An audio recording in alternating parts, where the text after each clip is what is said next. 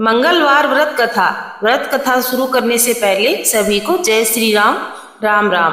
क्योंकि हनुमान जी महाराज को राम नाम बहुत ही ज्यादा प्रिय है। वे हर समय राम राम रटते रहते हैं। अब सुनते हैं कथा। पौराणिक मान्यताओं के अनुसार महाभारत काल के समय भीम बहुत ही ज्यादा बलशाली और अतुलित बलशाली थे। उन्हें अपने बल का घमंड आ गया था। उनके घमंड का नाश करने के लिए एक बार हनुमान जी ने उनकी परीक्षा लेने की सोची। ये बात उस समय की है जब पांडव अज्ञातवास भोग रहे थे। उस समय द्रौपदी एक कुटिया में बैठी हुई थी वेश बदलकर, और उसके पास एक बहुत ही ज्यादा सुगंधित पुष्प उड़कर आया। तो द्रौपदी ने भीम से कहा कि मुझे इस तरीके के पुष्प चाहिए। भीम फूल की खुशबू लेते हुए उसी दिशा में चल पड़ा। आगे एक घनघोर जंगल था।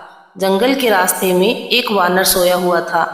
तो भीम ने वानर से आग्रह किया कि यहाँ से हट जाएं, उन्हें अंदर जाकर पुष्प लेके आना है।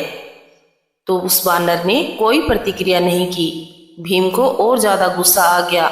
वे अपने बल की कहानियां उस वानर को सुनाने लगी कि मैंने ये किया है, वो किया है, मेरे अंदर इतना बल है। हनुमान जी महाराज आराम से लेटे लेटे उसकी सारी बातें सुन रहे थे। जब बहुत देर हो गई तब उन्होंने कहा कि मैं बूढ़ा और ऐसा आई हूँ, यहाँ से हिल भी नहीं सकता। तो भीम को और भी ज्यादा गुस्सा आ गया। तब हनुमान जी महाराज ने कहा, अगर आपको इतनी ही जल्दी है तो आप मेरी पूंछ अलग कर दीजिए और यहाँ से गुजर जाइए। तो भीम ने सोचा ऐसा कर लेता हूँ। जैसे ही भीम ने उनकी पूंछ हटाने की कोशिश करी तो उनकी पूंछ 1 इंच भी नहीं हिली।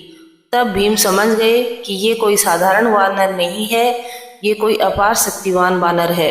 और फिर भीम उनके पैरों में गिर गए और माफी मांगने लगे। हे भगवान, मुझे माफ कर दीजिए, मैंने आपको पहचानने में देरी कर दी। अब आप अपना असली रूप दिखाइए।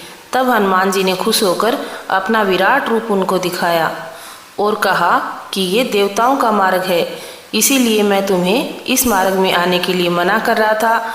और यहाँ से देखो, दूसरा रास्ता है, तुम उस रास्ते से जाकर ये फूल ले आ सकते हो। तब भीम ने आग्रह किया कि आप महाभारत के युद्ध में हमारा साथ दीजिए। हनुमान जी महाराज ने कहा कि मैं आपका आग्रह स्वीकार नहीं कर सकता। रामायण काल में मैंने रावण के साथ भी युद्ध किया था और भी बहुत सारे युद्ध किए, लेकिन अभी दूसरा समय आ गया है और इस समय मैं युद्ध नहीं कर सकता। तो मैं आपका साथ अवश्य दूंगा। जब भी महाभारत का युद्ध होगा तो मैं अदृश्य रूप में महाभारत में आप लोगों का साथ दूंगा।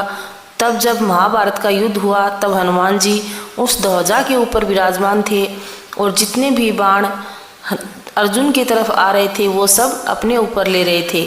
और तब से लेकर आज तक यही नियम बना हुआ है, जिस घर के आगे हनुमान जी महाराज की ध्वजा लगी रहती है, हनुमान जी महाराज उस घर की सभी पीड़ाएं अपने ऊपर ले लेते हैं।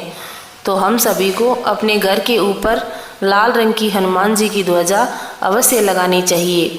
भीम को सारी बातें बताकर हनुमान जी भीम से विदा लेते हैं और भीम वहाँ से सुंदर सुंदर फूल तोड़कर ले आते हैं। ऐसी ही हनुमान जी की एक और कथा बहुत ही प्रचलित है। उसके अनुसार कभी भी हनुमान जी के भक्तों पर शनि देव की वक्र दृष्टि नहीं पड़ती। एक बार की बात है, जब सीता माता को रावण उठा ले गया था तो हनुमान जी महाराज सीता माता की खोज करते करते लंका जा पहुँचे। जब लंका में वो सीता माता को खोज रहे थे तो उनकी दृष्टि वहाँ पे कैद शनिदेव पर पड़ी। शनिदेव पर पड़ते ही उन्होंने पूछा कि हे शनिदेव, आप यहाँ पर क्यों कैद हैं? तब शनिदेव ने हनुमान जी महाराज को बताया कि रावण ने अपनी योग माया से मुझे यहाँ कैद कर रखा है। कारण उसने बताया कि जब रावण की पत्नी मंदोदरी गर्भवती थी तब उसने सभी देवताओं को कहा कि वो उनके 11वें भाग में स्थित रहें और उनके पुत्र की रक्षा करें।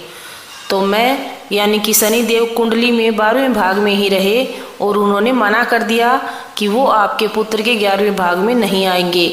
तब रावण शनिदेव पर क्रोधित हो गया और अपनी योग माया से उन्होंने उसको बंदी बना लिया। तब हनुमान जी महाराज ने शनिदेव को उस बंदी गृह से छुड़वाया।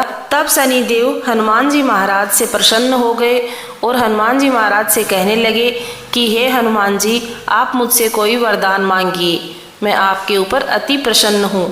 हनुमान जी महाराज ने कहा, हे प्रभु, अगर आप मुझ पर प्रसन्न हैं तो मुझे इतना वरदान दीजिए कि मेरे भक्तों के ऊपर आपकी वक्र दृष्टि कभी नहीं पड़े।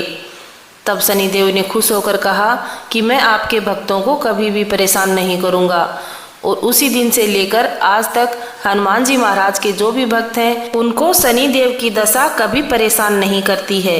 बोलिए हनुमान जी महाराज की जय।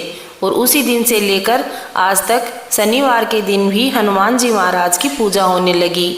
जो भी हनुमान जी महाराज के भक्त हैं वो हनुमान जी महाराज के लिए शनिवार के दिन हनुमान चालीसा का पाठ करेंगे तो उनको शनिदेव की कुदृष्टि यानी कि खराब दृष्टि का शिकार नहीं होना पड़ेगा।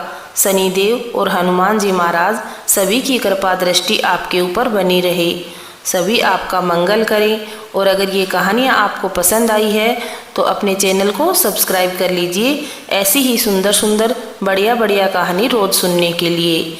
आगे भी शेयर कर दीजिए अपने दोस्तों के साथ ताकि वो भी इतनी बढ़िया और मज़ेदार कहानियों का लाभ उठा सकें। हनुमान जी के सभी भक्तजनों को राम राम, जय श्री राम।